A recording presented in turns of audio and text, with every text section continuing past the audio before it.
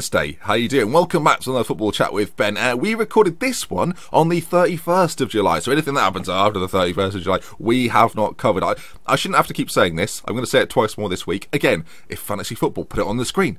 We've got a fantasy football league running. There's probably, I'm going to have to make a prediction because I'm doing these all in one bulk. We've probably got at least 3 million people in it by now. Become part of that 3 million. The race to 4 million is on. So if that's what you're looking forward to and you like fantasy football, get involved. Try and beat me. I dare you. I don't think you'll be able to though, because I'm a professional knobhead. Anyway, let's get into today's episode.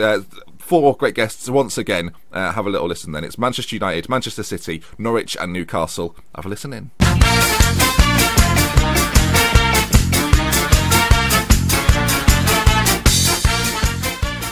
Folks, welcome back to the 3rd episode of Football Chat with Ben. It's the Premier League preview shows and we're continuing on. Manchester City, Manchester United, Norwich City and Newcastle United are the teams today, and we'll start with Manchester City. Joe Holbert, is it Bert? How do you say it, Joe? Tell me. Holbert, there we go. Is joining me today. He's the co-admin for the Continental Zone. He writes for the Root Tree and the Main Blues. And he's also the podcast host of Double Clutch UK, which, according to their Twitter, is the most entertaining voice of the NBA in the UK. And who am I to argue? Joe, how are you doing? Yeah, I'm okay. Good. You sound comfortable. Are you comfortable? Yeah, I guess so. Okay, he guesses so. Moving on then, football manager, YouTuber, Aaron, full-time FM to the people, to the world. And on this occasion, you'll be our Manchester United fan. How you doing, Aaron? I'm not so bad, mate. Nice one. Yourself? Good, yeah. You've got. I don't know if you're putting on that accent, but it sounds very Mancunian. So no, born and raised in Manchester. Okay, you get extra points for that. Speaking of born and raised in the team of their selection, we've got Luke, statistical approaches here, football manager, YouTube. You all know about him. Luke, how are you doing? Yeah, I'm very well. How are you, Ben? I'm very well, thank you. And then finally, Rhys Douglas, Norwich fan, slightly middle class. Control Goddammit on YouTube and Twitter, and he's setting that scene alight. Rhys, how are you doing? I'm doing very well, thank you for the stereotype that I've now got to keep to for the rest of the show. Well, in the first 10 seconds of you speaking, you've done a pretty good job. So we're going to go alphabetically, gentlemen. We'll start with Manchester City, as we have done throughout these shows. Joe, it was a bit of an odd season for City last year. They were expected to challenge, and because of Chelsea's dominance, you didn't really do that. So what went wrong? What went well? I mean, talk to me. The big problem was we didn't have a winger. Navas is pretty one-dimensional. He can only do one thing. Whereas Chelsea had Hazard, United had, well, don't really know if they had Di Maria, but not anymore anyway. We don't know where he is.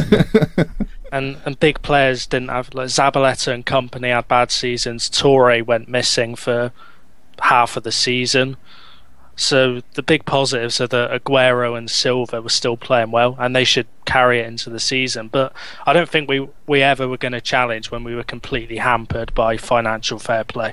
Do you think that's had a big impact on City this season, or are you being facetious? Or last season, I should say. Yeah, I think we would have bought a winger. I think we would have gone for Di Maria or Sanchez if we could have, but we couldn't.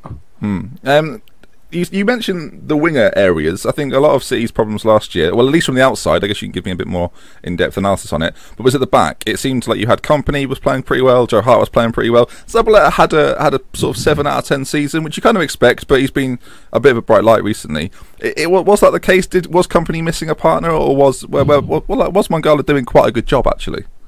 Mangala didn't, I'm not that biased, but Mangala didn't have a bad game after the new year. He just kind of got a lot of criticism from the media, and Demichelis was our best centre-back last year as well. Yeah. I think it wasn't anyone in particular, it was just we were making silly errors at the back, but that's a team thing rather than going, he's the weak link. Yeah, and obviously the Champions League form, it's, again, not been what City fans might expect. Are you expecting... the Pellegrini position's interesting as well, and that's kind of why he was brought in, to have a little bit of success in Europe, potentially. It's not really happened like that, and there's an argument to say he's got one more year to make that happen, or he'll be out. Are you pretty happy with Pellegrini, though? Yeah, he's much better than Mancini was. Better coach, better manager. And in fairness, in Europe, we have had 2 very hard groups. I was about to say, you were knocked out by Barcelona, weren't you? They were the eventual winners. So you can't say too much against that. And we didn't actually do that badly against them. No, it wasn't. But we were never going to... We were okay. Well, I wouldn't say it was a good performance, but we didn't embarrass ourselves. No, I'll be honest. I forgot that it was Barca that knocked you out. But you make a pretty valid point. But your groups have been pretty turgid in the last few years. Moving a little bit further forward, Yaya Toure came into, like, for the first season really since he's been in the Premier League, came in for some criticism. Is he still the Yaya Toure that we kind of think he is, or is he slowing down? He's obviously slowing down because he is getting old, but he's still, I think, one of the better centre mids in the Premier League, especially on the ball. It's the defensive side of his game that's a problem. He hasn't got the energy to go up and down anymore. So he's not really a box-to-box midfielder anymore. Yeah. Sorry, I've cut you off twice. See, this is awful. I've done it twice. I was going to ask you that. Do you think he went missing enough last season to make it a real problem though? Because that midfield is quite dynamic as it is. Fernandinho is a good player. You had Milner in there obviously last year. Silva and Nasri sort of float around. But is it a case of that City will win if Toure plays well, and if he doesn't play well, it's like playing with 10 men? I think because he's one of our best players, it's easy to just sort of overrate his impact in a way. I don't think it's like playing with 10 men, but I think we needed more energy in that midfield. He's a bit immobile sometimes. Yeah, no, I think you're right. I think Delph is a good addition. Like, I'm not sure he's good enough, but he at least offers us some legs in that midfield. And we got Bruno Zuccolini who'll be able to help out if he stays too. So yeah, he wasn't our worst player last year by a long shot. We'll put it that way. Who was? I would go with Dzeko. He was absolutely awful. Who looks like he'll be leaving as well, so that's not too bad. By the time this comes out, he may well have gone. So is that good news? Because him and Jovetic, well, obviously Jovetic has gone to Inter. Dzeko looks to be moving on as well. So that leaves you with Aguero and Bony. Is that right? We've got Iheanacho as a youngster as well. He's going to go straight into the first team. Do you think he will? Because I've heard a lot about him, but I'm not sure if he's ready yet. He's fantastic. I think he's ready. He's fantastic. He's a bit like Kanu was at Arsenal. He's like really tall and gangly, but he's creative and a good finisher. I would imagine because we're not going to buy a striker, I don't think. Who was the forward player that you bought from Fulham that went under the radar? Was that Roberts or something like that? Yeah, Patrick Roberts. I think. Now, does he play as a winger or as a striker? I think he's a winger. Okay. He's a bit of a Nasri, I think, that kind of player. Not like outright pace, but jinky and clever. Yeah, and quite cute. He can play at both feet, which is rare for an English player, to be honest with you. Yeah, well, we've mentioned Delph a little bit. We've mentioned Patrick Roberts as well. I guess the big transfer, and we can't not talk about it. And being a Liverpool fan, we can kind of go back and forth on this. Raheem Sterling made quite a big move for quite an expensive price, and from what I've gathered from City fans generally, you're not really that bothered about the price because he's exactly what you needed. Yes, as I said at the start of the show, we needed someone who could take people on the inside and outside. I think we've got people who can play the killer pass, but we don't have any real pace and power up top. Yeah, other than Aguero. So we definitely needed him, and we need English players. Yeah, every team needs 8 English players. I'd have him without a doubt as one of the top 10 English players. I don't think I'm wrong saying that. Oh, I'd have him as England's best player, probably. Maybe Rooney ahead of him. Are we ruling out Mike Williamson, Luke? Yeah, well, 500 English players. But seriously, could you name, other than Wayne Rooney, someone clearly better than Raheem Sterling? The only one I'd consider is Harry Kane, but we'll see if he does it this year. But yeah, completely improving at international level, though. Yeah, I think it would be Hart. I think I'd put Joe Hart. Yeah, maybe Hart. So top 3 already at 20 years of age. I think it's the signing of the summer so far. I couldn't care less about the money. I think it's amazing for City. I think it's a great signing for City. I think the money is ridiculous, but City are quite ridiculous when it comes to spending, and sometimes. So I guess you're not that upset. Do you think he'll have an impact? Do you think he'll be like first season worries? If he doesn't have that impact, there'll be a lot of questions asked.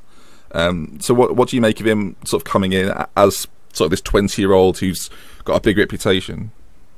Well, there you've just said it. He's 20, so if he doesn't, I think he will make an impact straight away. I've got him to score on his debut against West Brom, but he's got a lot of time to develop, and Pellegrini's a really good coach, so you'd think that he's going to make him better in a way. Yeah. But I don't really think the price tag is going to bother anyone at the club. You know, I don't think they're going to be thinking, oh, we paid nearly 50 million. He has to be good straight away. Yeah. And you've got quite a squad full of players who are in that situation, so everyone's kind of on a level playing field. And I don't know if you've been watching Manchester City during pre-season, but Sterling, it's like he's got a new lease of life. He has been dangerous. If he carries that on into Premier League season, he is going to be hugely influential. Yeah. I mean, as a Liverpool fan, I think you've got a great player for too much money. But it seems that we're all kind of agreed that if he plays well, what's money, right? I mean, if he plays well, that's what he's there for. Aaron, Manchester United fan. Your transfer window's been slightly different. Obviously, they've brought in Sterling, Delph, Roberts, a couple of others as well. You've brought in some quite recognisable names, but what have you made of City's transfers? Are you worried by any of them? Is Sterling the threat that you think, that we all seem to think he is? I think Sterling is a great signing. Like they said before, they did need a winger, but with Delph, I think they're just trying to make up the English numbers, maybe. I find that really curious because obviously you've let Milner go. Would you have rather have kept Milner, Joe? I think Milner. Sorry. Aaron, tell me about Milner. I mean, go ahead. I think he's a great player, Milner. He's one of them players that'll get stuck in. He's got the engine on him. Can Delph replace him? I'm not too sure. I'd have Milner over Delph. Jay, what would you have preferred? Well, the thing is, Milner's 29, and we were offering him £150,000 a week, and I know that we do spend a lot of money, but we are cutting down the wage bill. Like, since the guys from Barcelona came in up top, we have cut the wage bill. Like, Kolo Touré was on £200,000 a week. He's gone. Tevez was on more than that. Yeah. And a lot of people have taken pay cuts as well. So I just don't. I liked him, but I think our fans overrated him towards the end and his impact. He is better than Delph. I'm not gonna sit here and deny that, but I don't think it's the end of the world that he's gone. Okay, well, looking forward to this season, obviously you did okay last season, but this season, where are you expecting to finish? How are you expecting the season to go? If we sign De Bruyne, which I think we will, I can't see us finishing outside the top two. Like, okay. I don't want to sound arrogant with that prediction. No, you be brave. I'd agree with that. Be bold. I think we're the most underrated team. If you ask neutrals who's going to win the league, a lot of them say Chelsea, United, even some have Arsenal. I've not seen many neutrals say, City are going to win the league. Yeah, no, I think you're right. I think they're quietly going under the radar. I think the Sterling business has been massively blown out of proportion. That's all everyone's talking about. But actually, you forget that City have got quite a good side, and I think you're right. I think they are a bit of a dark horse. But prediction wise, go on, be really brave. I want like an actual position. Where do you think they'll finish? I'm going to say first. I like it. You're the first person I've had to say. Well, actually, no. Chelsea fans said they'd probably win it as well. So I mean, you've got a bit of competition. But no, I like that. We'll move across. Move across Manchester via the rest of the world to talk to Aaron about Manchester United. Aaron, it was a better season last season than it was previously. Van Gaal seemed to get you playing a little bit more, and you've been pretty active. But going back to last season, what went right? What went wrong? Tell me. I was a bit disappointed, to be fair. I thought we should have done a lot better with the players we brought in. Di Maria, Falcao. Top four, it is better than the season before, coming 7th, but still wasn't that impressed. I thought Van Gaal's big name, and I thought we should have put a bit more of a fight up in the title race. I won't argue with that. What did you expect pre-season then? You expected like a top 2, top first? I don't know. What did you expect pre-season? Because you say you're disappointed. Just to be a bit closer to Chelsea and City, I thought we were too far away. When names like Di Maria and Falcao come along, you think we've got some big stars here. Yeah. And just didn't really work out for him. Well, you mentioned the pair of them. That, like, Di Maria seems like he's got. Well, by the time this comes out, he will be a PSG player. Falcao's obviously gone to Chelsea.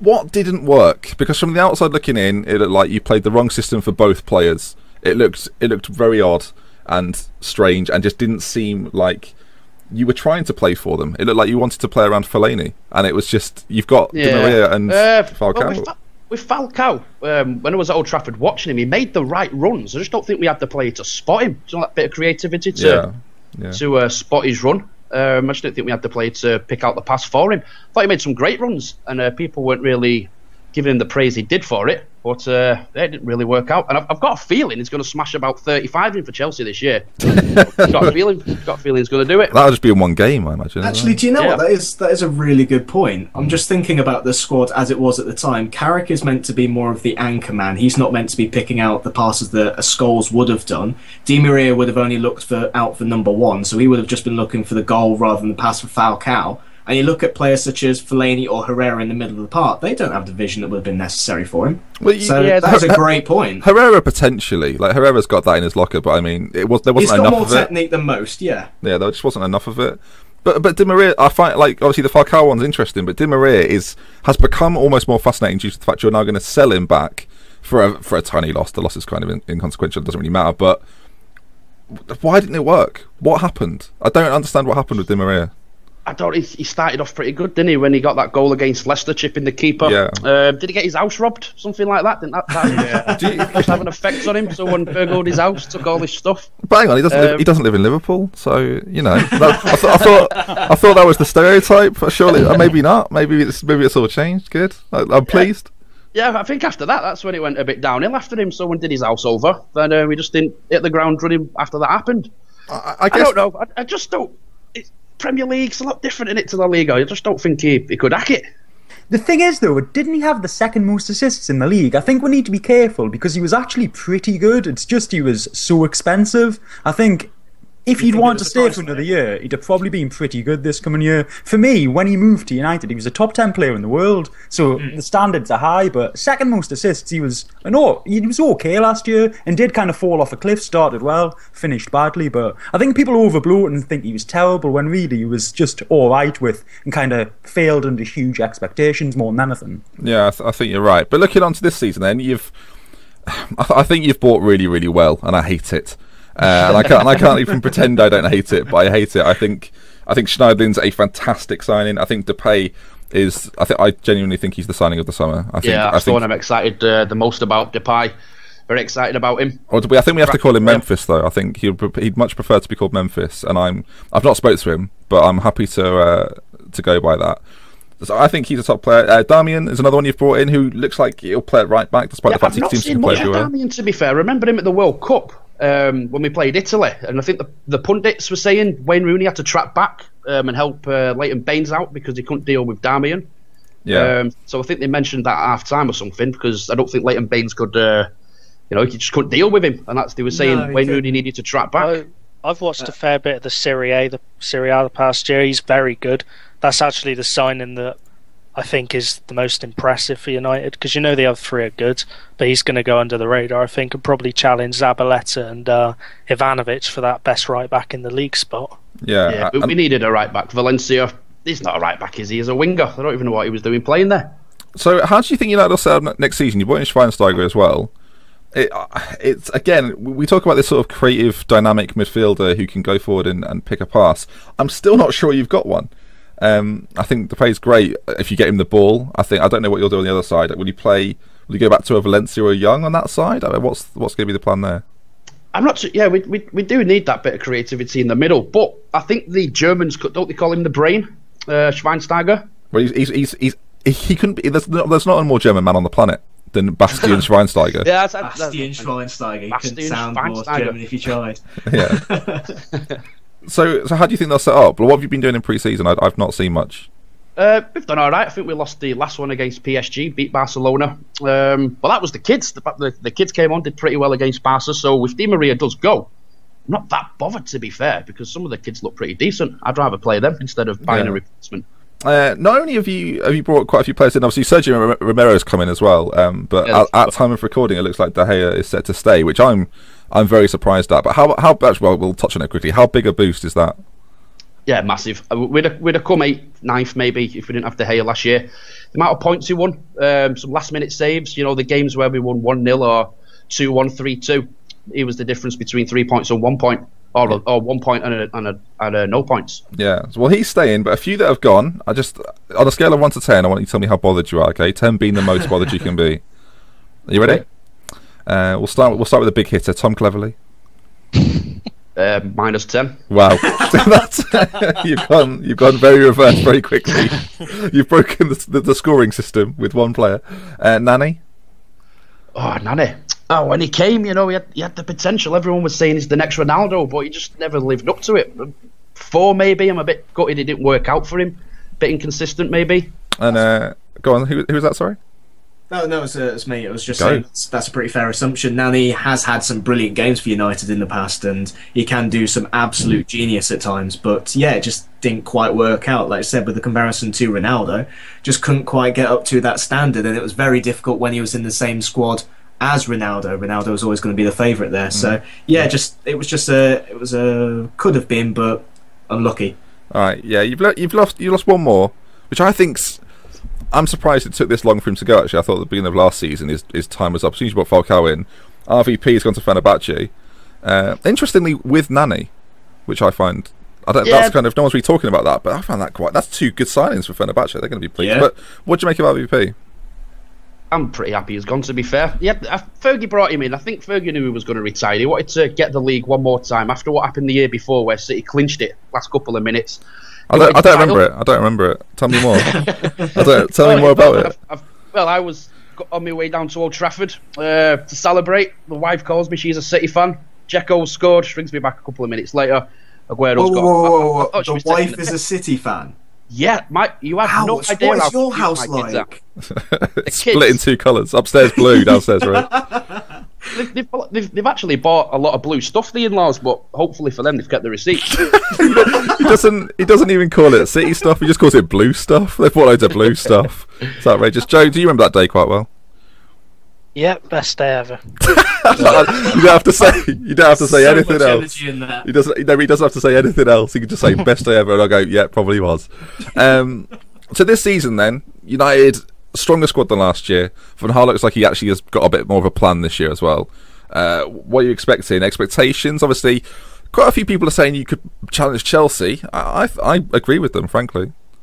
I hope so. I still think we need to sort out that back 4, though. Luke Shaw didn't really do that well last year. Phil Jones, has there ever been a more gormless player in the world than Phil Jones? Wears his heart on his sleeve. As a Liverpool fan, there's a few, but go on. Yeah, I think Smalling's come on pretty well. I think he's starting to blossom quite nicely. But apart from that, we've not really got anyone else. We've got Evans, okay, not great. We've got Rojo. He's okay as well, I suppose, but we've not got that back 4 like the one in '99 with Neville, Stam, Johnson, Irwin, or like the one in 2008. Again, Rio,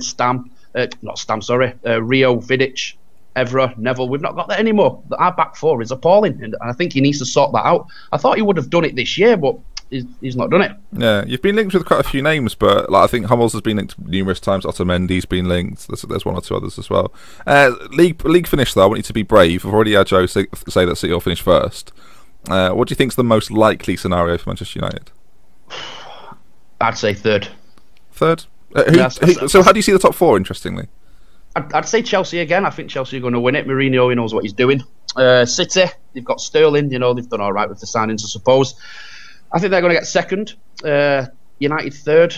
And I think Liverpool are going to come fourth. I think you're out of your mind, but thank you anyway. I know. I don't know why. I think they're going to do okay this year, Liverpool. I think they'll come fourth. It kills me to say it, but I think they will. I'm very downbeat on Liverpool's chances, mainly because I think the top 4 are very good, and I think we're just good, and that's not really enough. Thanks very much. We'll move on though to Newcastle United. We could have done a whole show on this, Luke. If I'm completely honest, we could have wasted an hour talking about Carver's approach from last season and what you plan to fix it, or like how they plan to fix it this year. It wouldn't have been an hour wasted though, Ben, would it? Well, it wouldn't have been an hour wasted. That's very true. So go on then. Last season, it wasn't great. It wasn't. To put a positive spin on it, it was probably the most interesting and intriguing season in quite a while. Normally it's just a complete bore fest for the second half of the season. But obviously not in a good way. You kind of go into the home game on the last day of the season, crossing your fingers and toes, hoping you don't get relegated, and almost feeling a little bit embarrassed, being like a crazy man celebrating that you're staying in the top flight. But that's kind of what it all came down to. It was a pretty surreal season, and just kind of the day after you stay up thinking, well, we'll just try and forget about that one and move on to the new campaign. Yeah. It was just, very, very odd just how circumstances changed. People going from wanting Pardew out to thinking, well, actually, he was a pretty good manager, wasn't he? Bear the devil you know type of thing. At what point during John Carver's reign did you think, actually, he was all right, Pardew? Well, to be honest, I don't want to kind of play the hindsight card, but I'd been on podcasts and stuff before saying, well, actually, I'm not a huge Pardew fan, but I don't think he's terrible. I think a lot of people were just really kind of over the top, and just a lot of Newcastle fans are hungry for success. We've got a big crowd, obviously a one-club city, so think we should be doing better than we are. So we're just generally quite negative towards Pardew. He didn't help himself with some comments in the press, but I think even the most staunch haters of Alan Pardew, and obviously hate's a strong word, but people who would give him stick every week realised maybe 6-8 weeks into the Carver reign that, well, actually, Alan Pardew was at minimum a competent Premiership manager. This guy literally doesn't know what he's doing. He's throwing darts at a board at half time to pick his team talks. Yeah, I think with Pardew, he does absolutely love himself, and I don't think that went down too well in the North East. You don't like a man that loves himself. I think Ruud Gullit might be quite a good example of another man that quite enjoyed himself and didn't really connect. Probably one of his worst kind of missteps as the manager was he once said, and it kind of got misconstrued in the media, that the fans put on too much pressure when supporting the players and it makes it more difficult for them to perform. And obviously that's just not going to go down well with fans who are paying money and cheering players on. I just don't think he knew how to play the fans, and kind of, Carver was okay with that element. He just couldn't get results and was terrible at his job. He understood what the fans wanted, just couldn't deliver it. Whereas Pardew, there was always a bit of a disconnect kind of emotionally, I think. So, looking at last season, at the end of the year, where did you think the biggest problems were? What needed fixing? Oh, well, all over. Literally, defensively, outside of Tim Krul, absolutely abysmal. I've been a season ticket holder for over 20 years, and set pieces, it's literally not an exaggeration to say the worst I've seen by any club, home or away. We conceded 6 or 7 goals in the last 10 games that were just a complete lack of any sort of organisation. So that was really scary to think how bad a Premiership team could fall under someone who was supposed to be a highly regarded coach. So certainly defensively was number one. What do you think caused that? Well, I just think a lack of organisation. It's easy to throw someone under the bus and say John Carver wasn't drilling the players on set pieces, but there's just no way he could have been. I've never been a huge Colaccini fan, but I've been a lot more down on him in the last few months, because there's just no way, an international class centre-back and captain of the club can allow that to happen. People just weren't picking up men at corners. We would concede a goal and then 5 minutes later there'd be another corner and the same thing would happen. And I've played football not to that level, but there's leaders on the pitch who would instruct people at the next corner, make sure you've got your man, and that just didn't happen. Literally players weren't trying, and some of the blame has to fall at the manager's door on that, really. That didn't happen once under Pardew. Maybe 1 or 2 players wouldn't put in a shift, but I'm talking 7 or 8 players. That never happened in the entire time Pardew was the manager. So it's a pretty sad indictment on John Carver, and I think all the stick he gets is very much warranted from obviously seeing every game he was manager. Yeah, was it quite a dark day when Colaccini was linked with the managerial job? Well, it was a bit of a strange. Is that really a thing? That was definitely a thing. Yeah. Wow. Yeah. What you've got to think is, though, Ben, we've had Joe Kinnear in charge, so dark days. It's kind of a sliding scale. That was a cloudy afternoon in comparison. Yeah. I remember being at work in another job, and someone said, Joe Kinnear's going to get the Newcastle job, and literally demanding they get the official website up, just not believing a word they said until actually I read the official confirmation that yes. He was associated with the football club. When I give it to January, he might be back. Get Kinnear back in. That'd be good, wouldn't it? Him and Keegan as a dream team. The thing is, I wouldn't 100% rule that out. I wouldn't have the confidence to do that. No. But in the summer, you've been pretty busy. You spent a little bit of money. I have, yeah. Optimism's, it's looking a little bit better this year for the first time in some time. So he's brought in Wijnaldum, Mitrovic, and Ember. All pretty good players. I mean, the 2 from Anderlecht are very hotly rated, and Wijnaldum's also. I think didn't he win the Dutch Player of the Year this year? And Newcastle went and got him. Yeah, I don't watch the Dutch League a lot. I've obviously looked into him a lot more since being linked with him, then signing him. Someone's a good signing when before he gets through the door, people are saying, well, there's no way Newcastle are going to get him. And then eventually you sign him and think, well, we've done well there. But yeah, he was PSV captain, which I thought, 24, that's a pretty good sign. And seeing him in pre-season, he seems to have a pretty good physique for a central midfielder. Yeah, he's quite. I think that's something you liked last year was you had quite a solid middle. I mean, I'm talking kind of statistically rather than performance based. Yeah. But there was that gap between your midfield and your striker, which didn't really have anyone in it. And I think Wijnaldum will be that guy. He'll run with the ball as well, which I think is something you liked last year.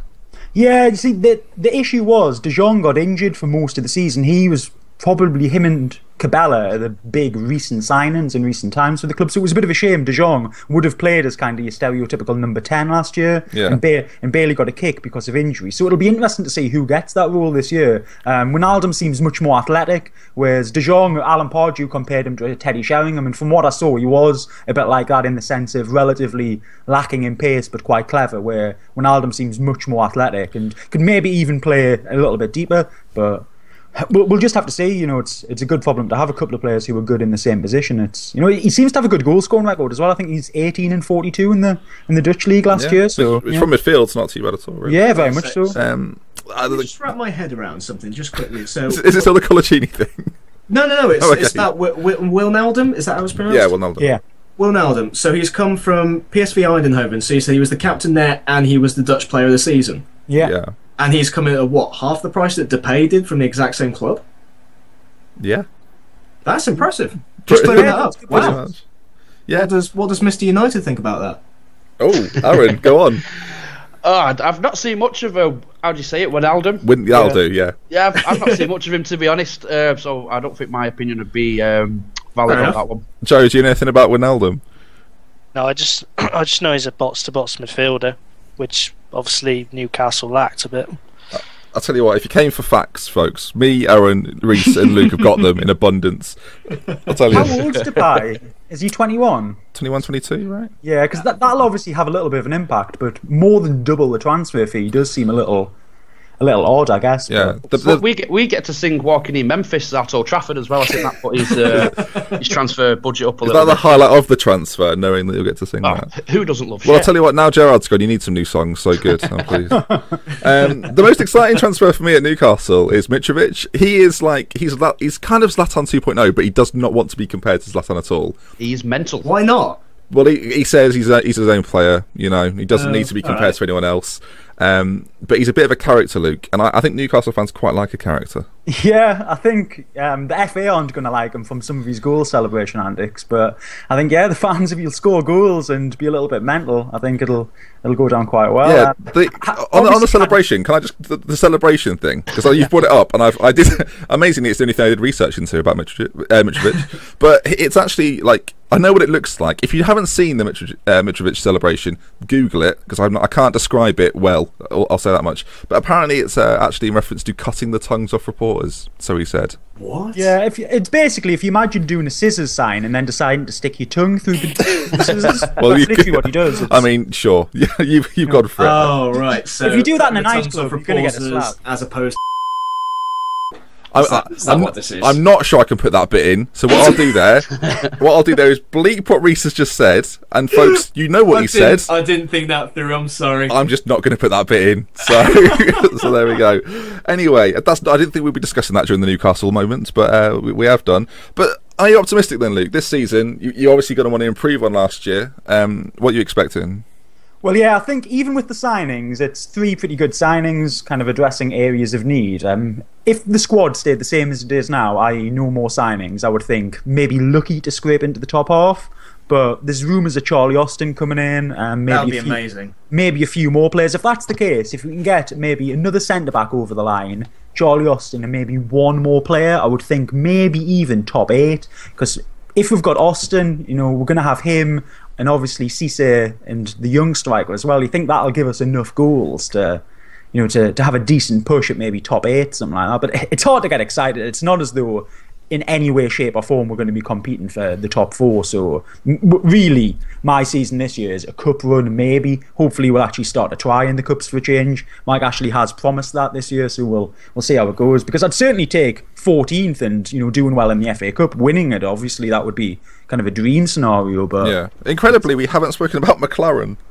No, it's kind of a very mundane appointment. I think a lot of people were quite down on him, but he seems to kind of be, steady in the ship. I think in terms of the media and stuff, a bit better than Pardew. He seems to be less in love with himself, as you put it. Yeah, I think he's Pardew without the ego, actually. I think that's quite a good I think he seems an okay coach. I've always said, with our structure as a football club, you want to try and get the best coach you can, rather than maybe, say, a wheeler dealer or someone who's great at recruitment, because he's not going to have that much of a say in recruitment. So someone who's just good tactically can develop and coach players. And McLaren seems, for our level, probably close to the best we would get for that. So yeah, relatively happy. It's not a great appointment, but certainly not a terrible one. Yeah, because I think Newcastle are quite interesting. I'm going to throw it open to a few of the guys. Joe, what are you expecting from Newcastle this season? They're quite inconsistent with year-on-year progress. So what are you reckoning they're going to do this year? I think they'll be lower mid-table. I don't think they're bad enough to go down, but I don't think that they're good enough for the sort of, to be at the Stoke Swansea sort of level of pushing into the top half. I don't think they're that good. It depends how quickly McLaren gets off, because his last few jobs haven't been very successful, in my opinion anyway. Like the way Derby bottled it was embarrassing, really, last year. Reece? I completely agree with it. I think Newcastle, with the signings that they make, they're putting money in, which is a great thing. So 10th to 14th would be a realistic step forward. And if they continue this again next summer, then I can't see why top 10 is out of the question. Aaron, different opinions or similar opinions? I agree with the guys. I think they're going to get round about mid-table. Some decent signings there. McLaren, it's not too bad. It's not the worst in the world, is it? I think they do okay. So really, Luke, what they've said is what you'd quite like. Yeah, it's, like I say, I'm obviously not going to be kind of dancing on the ceiling for a 10th place finish, but I agree with whichever person there said that if we do the same again next year, then that's going to be steady improvement, as long as we don't do anything stupid, which we tend to do, just typically implode once every 6 months, as long as we just kind of... It is true, though. I like the idea of typically imploding, like everyone's just waiting for it. No, but literally, Ben, people are waiting for us to implode. And I don't mean anyone but Newcastle fans. We are waiting for it. It's the highlight of my season. It's literally, waiting for it to happen. My mates are discussing, saying, when is this going to go wrong? Is it a joke we've signed some young player who's in the top 10 prospects in the world? This is a wind-up, isn't it? Soon, I don't know, Ozzy Ardiles is going to be confirmed as the director of football or something. It's just stuff like that. We're just waiting for the next hilarious appointment. But I reckon by February, Joachim Klinsmann will be in charge. Why not? We'll move on. Final team of the offing. Now, our only newly promoted side in this discussion. We've already spoken to. Well, actually, little would you know, I've spoken to the Watford fans and Bournemouth fans already. But finally, Norwich, Reece, who came up by the playoffs. I don't want to say scraped through the playoffs because they didn't. But to me, their squad was too good to even be in the playoffs to begin with. They should have been going up automatically. That's very true, and that was the expectation of a lot of fans come the start of the season. The only area that we weren't too sure about was the manager at the time, and it's very similar, in my opinion, to Carver being at Newcastle, in which when we had Neil Adams, who took over for the last couple of games when we got relegated initially from the Premier League, we knew we had a man whose heart was all dedicated to the club, but it was just his ability as a manager, which was the only thing that was questioned. He'd never been a full-time, squad manager before. He'd only ever done it with the youth squads and the like from there. So just the lack of experience was very questionable. Some of his transfers were absolutely fine. We did bring in Jerome after all, and he turned out to be our top goal scorer. And without him, I doubt we would have been able to get promoted. So as soon as we made the change in January, when we started going through a lull, it definitely started getting in the right direction, and it turns out to have been another wonderful signing from the Norwich board. We seem to have a bit of a knack for signing hungry, young Scottish managers. So what did he change then coming in? Well, I think with Neil Adams, it's questionable what his main style was, but reading the blogs and the forums that I did throughout the season, it was definitely heading in the direction. I was living in Lincoln at the time, so my opportunities to see the games was very much limited. But it definitely gave the impression that we were very one-dimensional. A lot of our play was very exciting at the start of the season, and we topped the table early on when ourselves and Nottingham Forest had our good starts to the season. However, we teed off when everybody started to understand what the trick was, and they were able to counter their tactics to that. So as soon as we became predictable, we weren't winning games anymore, and I think it was something along the lines of we'd only won 1 in 10 when Neil Adams eventually stood down in January. Yeah, I think I think a lot was expected. You had players like Redmond, as you say, you brought in Jerome, amongst a few others. Houlihan had another good season in the Championship, as you kind of expect him to do. Yeah, we did really well to hang on to a lot of the squad that we got relegated with. So obviously that brought the expectation as well that we should go straight back up. Yeah, I think the star man though, Bradley Johnson. I mean, I wrote him off quite early in his Norwich career because I thought he was a bit crap, really. But last season, Player of the Year, was he not? I'm sure he was. Yes, he certainly was. Yeah, Player of the Season. I believe he was in the Championship Team of the Year. He just got an absolute license of freedom. It was absolutely bewildering. We knew he could score some goals, but he was just scoring screamers like once every 3 games. It was absolutely incredible. So, yeah, I'm not too sure what clicked, but yeah, just all of a sudden we got ourselves Alex Neil coming in. He gave Johnson the opportunity to have the free roam, and with it he just cut inside from the left and showed the amount of power that he's got on his left leg. It's quite phenomenal. Yeah, so what can we expect then? We've made a few signings. Wisdom's coming from Liverpool. Brady's gone from Hull, which was quite an expensive fee, 7 million. Yes, I think it's a bit much. He's going to have a bit of expectation on him as a result. Yeah, I wouldn't have paid more than 5, to be perfectly honest, but delighted that we finally got him. Some of the replacements that were being linked about, I'm happy we got Brady in the end. Yeah, like obviously Hull have done quite well to get 8 million for Chester, who's gone to West Brom. And 7 million for Brady. They've done a good bit of business, similarly to how Norwich did actually with Fur and Snodgrass, in a similar way that they got quite good fees for them when they went down as well. Malumbu's coming off free from West Brom. Didn't play a lot last year due to injury, but he's kind of a bit of a. I think he's probably a slightly better player than Tetty based on his Premier League experience. Agreed. But they're very similar players. Yeah, I think he's a very good free signing, and as you said, will help with Tete. I'm sure the guys may not be too familiar with. Obviously, I could just throw names out, but they may not necessarily know where they play. So Tete's more of a defensive midfielder. He's a bit like a Championship Carrick, shall we say? That's very kind. Sorry, I've seen Tete play. That's very, very kind. Go on, carry on though. No, I'm not the biggest fan of Tete, but it was just an easy comparison to make. He's not the most mobile, but he can be rough and defensive when necessary, which is something that you need in your midfield. You need someone who's prepared to be a bit of a bully, which he is. So glad that we've got him, but Malumbu should probably be first choice. He's really good. I've no idea whether Dorrans is going to play on the right wing or in the centre. He's played both. We got him on loan from West Brom and made it permanent, so I think that's a very good move as well. So that's it for this summer for the time being. We've got a couple of links, but nothing too extraordinary, shall I say. Oh, Tetty, the Michael Carrick of the Championship. That's the highlight of my recording this week, to be honest. I want to see it on the internet everywhere now, so that's help me. I'd appreciate it. I'll tell you what, actually, just tweet it out now. Aaron, when Carrick hangs up his boots, you want to be straight on to Tetty because he's that's it. Like for like. I tell you, like for like. But what can we? United are looking at getting relegated to the Championship, but. Hopefully. Right. But if we're talking, what are we expecting then? Obviously, Norwich fans know all about their team, but other fans may not know so much about the Norwich side. So what are we expecting this season? What will Alex Neil do to make them a force in the Premier League? Not just a force, but a team that can stay up. You know, that's going to be the goal at the end of the day. Well, when we first got promoted with Paul Lambert in charge, he had the philosophy, seeing as we've got a Manchester United fan around, we had the philosophy of what I called the Vindaloo approach, which is we will score one more than you. And that is literally it. I think it's just a case of the defence is never going to be able to stop some of the Premier League's top teams. So it's about having the freedom to attack and just continuing the great morale that the squad has.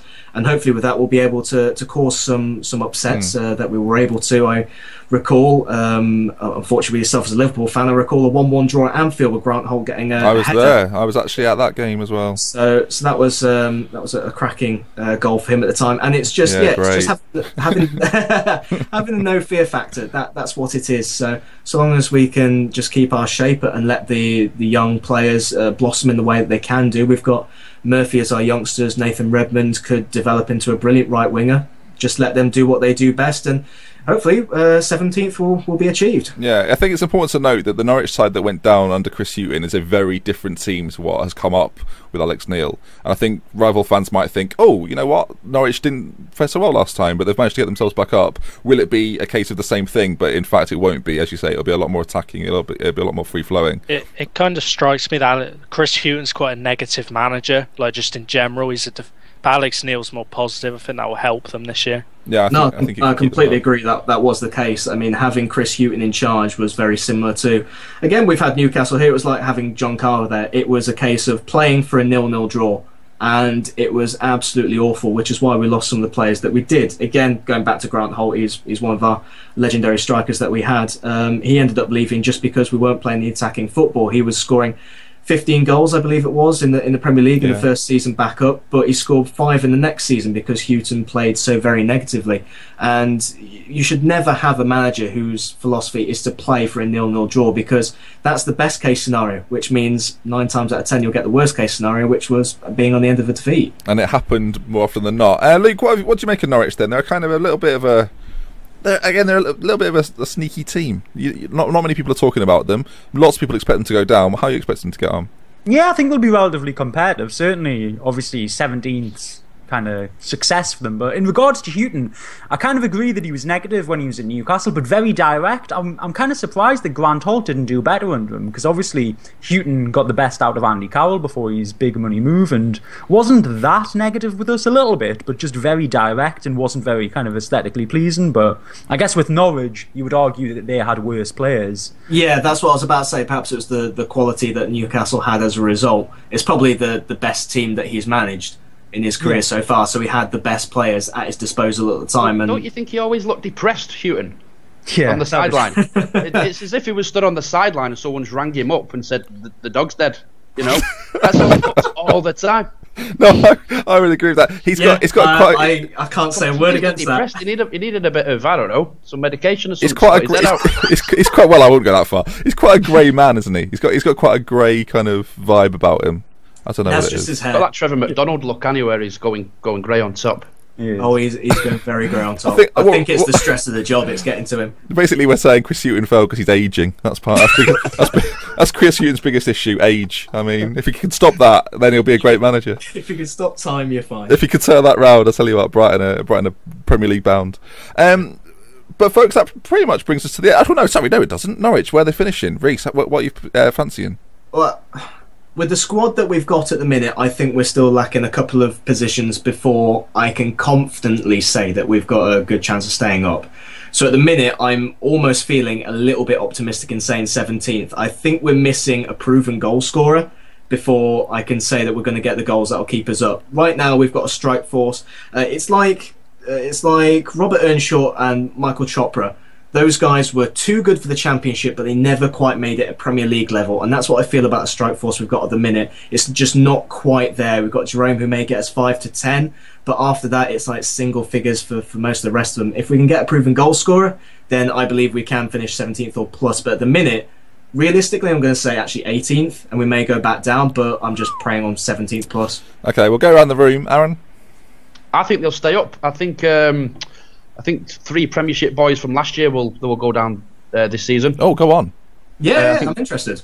I think Villa, Sunderland. Not made my mind up on a couple of teams yet, but I still think it's going to be one of the lads who were there last year. One of the teams. A Leicester, one of those, maybe. Yeah. I think Ranieri. Leicester may struggle. Yeah, I'm not convinced about Ranieri. Well, I've already predicted. I think he'll be the first to go, manager-wise. Yeah. I think it was a bit daft getting rid of Pearson. Well, Pearson is a bit daft, isn't he? So that's a shame. Luke, where do you think Norwich will finish next season? Yeah, I think maybe 17th. I think they're comparable to teams like Sunderland and Leicester. You know. You loved that, didn't you? Comparing Sunderland to a newly promoted team. That was the highlight of the show so far. Well, I had to get it in there. Joe? I'm sorry, I've got them finishing bottom of the table. Their strikers just aren't good enough. I think they'll give it a go. They'll be a bit like Blackpool from a few years ago. I think they'll give it their all, but you're not going to stay up if your number one striker is Cameron Jerome, because he's not done it at this level before.